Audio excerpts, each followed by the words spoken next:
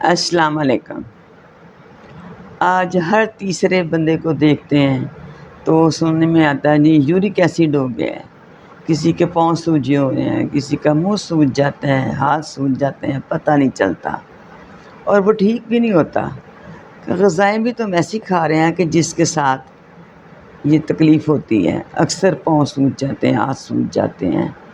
اس کا بڑا ہلکا سا علاج ہے، زیادہ مشکل نہیں ہے۔ آپ جائیں نا ان کے پنساری کے پاس، سرنجان کوریاں لیں، سرنجان کوریاں 30 گرام، اجوائن لیں 30 گرام، ان دونوں چیزوں کو پیس کے پاؤڈر بنا لیں۔ جب ان دونوں چیزوں کے یہ 60 گرام ہوگا، آپ نے اس کی 30 خوراکیں بنا لینی ہیں۔ پھر جب رات کو سونے کا ٹائم آئے تو رات کو گرم پانی سے کھائیں، جسم کم ہو جائے گا، جو آپ کی ورم ہوگی وہ بھی اتر جائے گی ان کے ساتھ۔ انشاءاللہ اللہ کا نام لے کے اس کو استعمال کر کے دیکھیں۔